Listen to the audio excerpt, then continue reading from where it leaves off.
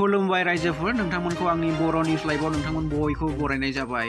दायो आं नोंथांमोननि सिगाङाव मोनसे बिग ब्रेकिं निउस लानानै फैदों। नोंथांमोना रादाबखौ जोबजासिम नायलांदो। दिनै एसआइ जानमनि राभाखौ आसाम पुलिसा हमनाय जाबाय। सुलुङाव फोरमायनाय बादिब्ला जानमनि राभाया गावनि जानो गोनां फिसाय रानाक फेगुखौ गावनि आखाइजों एरेस्ट खालामखांनायनि उनाव माखासे सुबुंफ्रा जानमनि राभानि सायाव एफआइआर होनायलाय बे एफआइआरखौ नायबिजिरनानै आसाम पुलिसा दिनै जानमनि राभाखौ हमनाय जाबाय।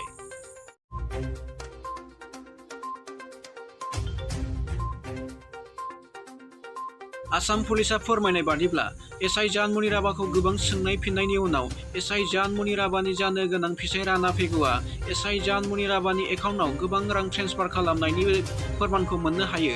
बेखौ लानानैनो दिनै आसाम पुलिसा एसआइ जानमनि राभाखौ एरेस्ट खालामदों होननानै सुलुङाव फोरमायनानै होयो।